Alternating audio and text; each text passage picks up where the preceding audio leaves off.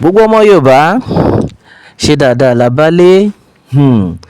Lọ́wọ́ yìí olóyè Sunday Igboho jáde, ọ̀rọ̀ yìí lágbára lẹ́yìn tí ọ̀pọ̀lọpọ̀ àwọn ọ̀dọ́ lẹ́yìn tí wọ́n gbọ́ pé olóyè Sunday Igboho dá ìrù ẹkùn ńlẹ̀. Tẹ́ ẹ bá rántí nígbà tá a rí i pé gbogbo ò lọ déédé mọ́, nǹkan ò tiẹ̀ ṣẹnu re mọ́, wọ́n ń pa àwọn èèyàn lọ́tún, wọ́n ń pa àwọn èèyàn lósì. Ká dúpẹ́ lọ́wọ́ Elédùmarè tó mú olóyè Sunday Igboho padà wá sí orílẹ̀-èdè Nàìjíríà, pàápàá jùlọ ilẹ̀ Yorùbá. Kí ni ìbá ti máa ṣẹlẹ̀? Because gbogbo pílánì táwọn Fúlàní ní kò ń ṣe pílánì gidi fọ́mọ ìlú o. Bẹ́ẹ̀ ni, kò ń ṣe pílánì tó tọ̀nà rárá.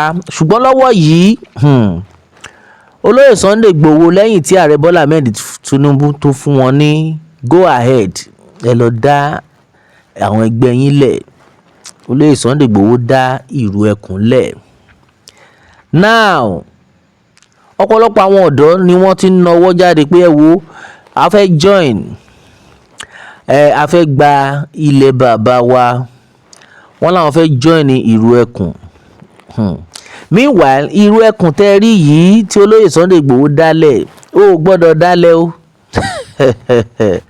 Bẹ́ẹ̀ ni, tó bá fẹ́ join ó gbọ́dọ̀ dálẹ̀, bí bẹ́ẹ̀ kọ́ ẹni bá dálẹ̀ á bálẹ̀ lọ. Now olóyè Sunday Igboho ó ní ìwọ ọ̀dọ́ tó bá mọ̀ pé ó ṣùọ̀ fún ẹ, tó dángájíá, tó fẹ́ ran ilẹ̀ bàbá rẹ lọ́wọ́, kò sí wàhálà, ẹ máa bọ̀, àyè wà fún yín. Bẹ́ẹ̀ ni, àyè wà fún yín. Àwa gan a fẹ́ nǹkan burúkú kó ṣẹlẹ̀ nílẹ̀ Yorùbá. Bá a ṣe ń bá yín sọ̀rọ̀ lọ́wọ́ yìí, ọ̀pọ̀lọpọ̀ àwọn ọ̀dọ́ àwọn ni wọ́n jáde tán pé ẹ wo, a fẹ́ join, a fẹ́ ṣe gbá, a fẹ́ ṣàwo. Bá a ṣe ń bá yín sọ̀rọ̀ yìí, ó máa ya ọ̀pọ̀lọpọ̀ lẹ́nu lẹ́yìn tí olóyè Sunday Igboho jáde tán pé àwọn ọ̀dọ́ tí wọ́n ti jáde tán láwọn fẹ́ ṣe, tán fẹ́ join ní ìrù ẹkùn, wọ́n ti lé ní 80,000. Kí la pè? 80,000. In fact, àwọn kan wọ́n yìí ń wá sí pé ẹ wo, ẹ jọ̀ọ́ torí Ọlọ́run, a fẹ́ join. 80,000 members. Kí ni eléyìí túmọ̀ sí? Bẹ́ẹ̀ ni, eléyìí tó fi túmọ̀ sí wípé gbogbo àwọn ọmọ ìlú ẹ lọ́wọ́ yìí wọ́n ti ṣe tán. Àbẹ́ẹ̀ rí bí? Bẹ́ẹ̀ ni, àwọn ọmọ Yorùbá wọ́n ti ṣe tán láti gba ara wọn sílẹ̀. Láìpẹ́ yìí ni a sọ̀rọ̀ nípa bí ààrẹ Bọ́lá Ahmed Tinubu, nípa àwọn pílánì tán ní fún Yorùbá nation. Kò sí ṣeré-ṣeré ńbẹ̀ o. Ẹ̀yin èèyàn wa, ẹ káàbọ̀. Pilado World ló ń sọ̀rọ̀ lọ́wọ́ yìí. Meanwhile, ẹ̀yin olólùfẹ́ mi, ó ní nǹkan tí mo fẹ́ bá yín sọ ká tó continue. Ó wà very important. Nǹkan tó ṣẹlẹ̀ ni pé nǹkan tí mo fẹ́ béèrè lọ́wọ́ yín yìí kò ṣẹlẹ̀ rí, mi ì béèrè irú ẹ̀ rí, ṣùgbọ́n ó ní bóyá jẹ́ ni. Ẹ má bínú o. Èmi náà ni èmi ọmọ yín, Pilado World ni mò ń sọ̀rọ̀. Now, ó ní nǹkan tó ṣẹlẹ̀ bí oṣù bí méjì sẹ́yìn báyìí. Mo lost iṣẹ́ mi. Bẹ́ẹ̀ ni, mo lost iṣẹ́ mi. And nǹkan tó ṣẹlẹ̀ gangan ni pé a ní shop tí mo ti ń tajà. Àwọn adigunjalè wọ́n wọ bẹ̀. Gbogbo àwọn accessories tó fóònù là ń tà, worth millions ni wọ́n kó lọ. And meanwhile, a ti ń gbìyànjú láti stand back because a ti invest gan sórí iṣẹ́ yẹn. But nǹkan tó ṣẹlẹ̀ ni pé up till now, mo yìí ń struggle náà ni. Mo wá wò pé okay, because ó ti tó time àti sanwó owó ilé báyìí. Mo wá wò pé àwọn wo ni mo lè bá sọ̀rọ̀ tí wọ́n lè assist mi bí ò ju àwọn fans mi náà lọ. Ẹ̀yin tẹ́ ń gbọ́ mi, irú nǹkan báyìí kò ṣẹlẹ̀ rí. Mi wá online kí wọ́n máa bẹ̀bẹ̀ pé jọ ẹ ṣàánú mi, ẹ fún mi lóye báyìí, ẹ fún mi lóye báyìí, but ó ní bóyá jẹ́ ni. So fún ìdí èyí, gbogbo ẹ̀yin tẹ́ ń gbọ́ mi, ẹ̀yin tó jẹ́ wípé láti ìgbà tẹ́ ti ń tẹ̀lé Pilado World, in one way or the other, ẹ ti gbádùn àwọn iṣẹ́ tá à ń gbélẹ̀, àwọn ìròyìn lọ́lọ́kan ọ̀jọ̀kan tí ẹ dẹ̀ nífẹ̀ẹ́ wa. So mò ń fi opportunity time yìí bẹ̀ yín, any amount tẹ́ bá lè fi support Pilado World, a máa gbà ó. Any amount, owó ilé la fẹ́ san tó dẹ̀ ti expire láti last month. À ń wò pé báwo la fẹ́ ṣe, nǹkan tó ṣẹlẹ̀, nǹkan tó dé ló ní ká wá wò ó. But that notwithstanding, mi mọ̀ pé pẹ̀lú ẹ̀yin fans mi tí mo ní, ẹ̀yin olólùfẹ́ Pilado World, ebi ò lè pa mí. Bẹ́ẹ̀ ni.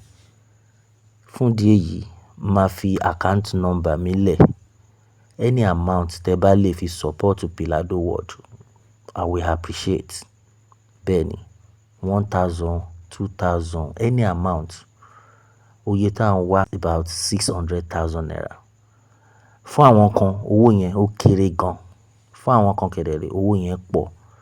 But any amount tẹ́ mọ̀ pé ẹ lè fi support Pilado World nínú owó yìí, in fact, Ọlọ́run á tún ti yín náà ṣe, ẹ ní tọrọ jẹ lágbára Elédùmarè.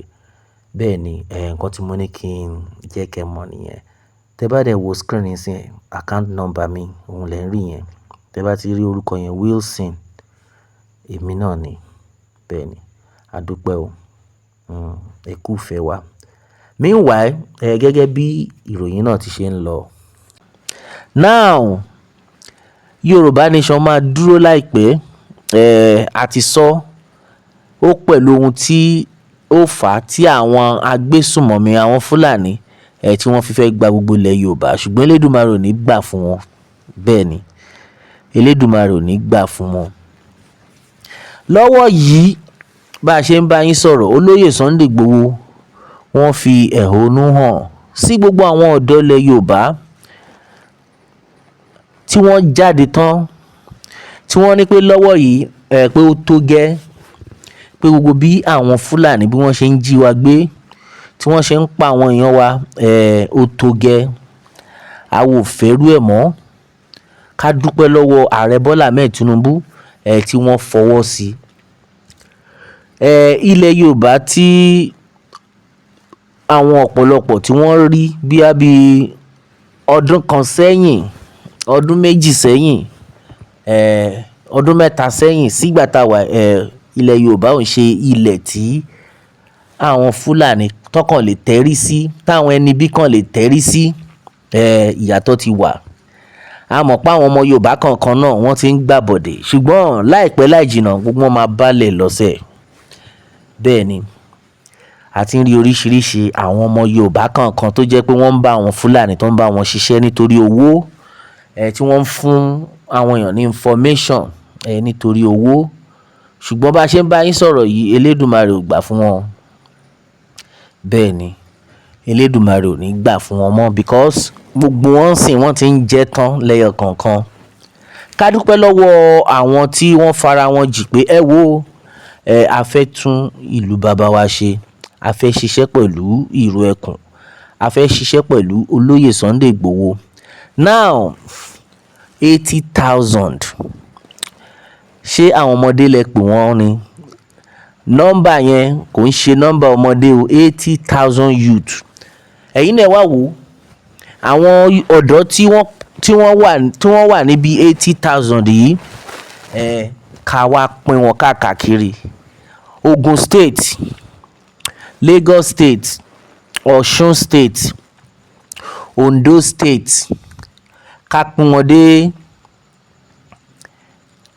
níbo ni a ti dárúkọ Oǹdó, a ti dárúkọ Èkó, a ti dárúkọ Ọ̀ṣun, Èkìtì, ká wá ní pé òkè Kwara, ká tún wá lọ dárúkọ because olóyè Sunday Igboho dárúkọ Kogi páwọn ọmọ Yorùbá wà ń bẹ̀, ká ní mẹ́fà 80,000 ká wá pín wọn, ká tiẹ̀ ní pé òkè ká tiẹ̀ kọ́kọ́ pín wọn ní bí 20,000 ok bóyá ó máa ju ọ̀nà mẹ́fà lọ àbí òkè ká kọ́kọ́ pín wọn bí 10,000 ọ̀dọ́, ó yá ẹ̀yin ọ̀dọ́ 10,000 ẹ ya wọnú igbó lọ, 10,000 ẹ ya wọgbó Oǹdó, 10,000 ẹ ya wọgbó Èkìtì, ẹ̀yin 10,000 ẹ ya wọgbó ìpínlẹ̀ Kwara.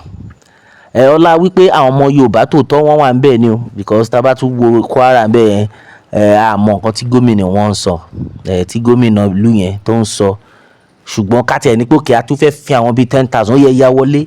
Ṣé àwọn Fúlàní yìí ṣé wọ́n máa ní ẹnu nínú ìlú wa ṣá? Nǹkan táwa ń sọ rèé, ká da gbogbo wọn síta kí ìjọba dẹ̀ pèsè àwọn ìbọn gidi, àwọn irinṣẹ́.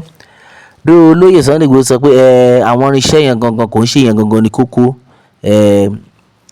ilẹ̀ Yorùbá ó yìí wà bó yìí wà, ṣùgbọ́n kí ìjọba kẹ̀ fún wọn ní ìbọn tó péye pé òkè o ẹ kọjú àwọn ará bíi. Ṣé rò pé ilẹ̀ Yorùbá ó máa rí bó ṣe rí 10,000 ọ̀dọ́ ní state kankan of which àwọn ọ̀dọ́ wọ́n yìí ń join ni ọmọ Yorùbá ẹ máa jó ẹ máa yọ̀ nítorí pé Elédùmarè ó ti ṣe ohun ọ̀tun. Olóyè Sunday Igboho jáde ó ní àwọn ọ̀dọ́ tí wọ́n ti kọ lẹ́tà tí wọ́n ti ṣe tán ti join pé òkè o irú ẹkùn làwọn bá lọ, wọ́n lọ ní 80,000 kí làwọn sọ.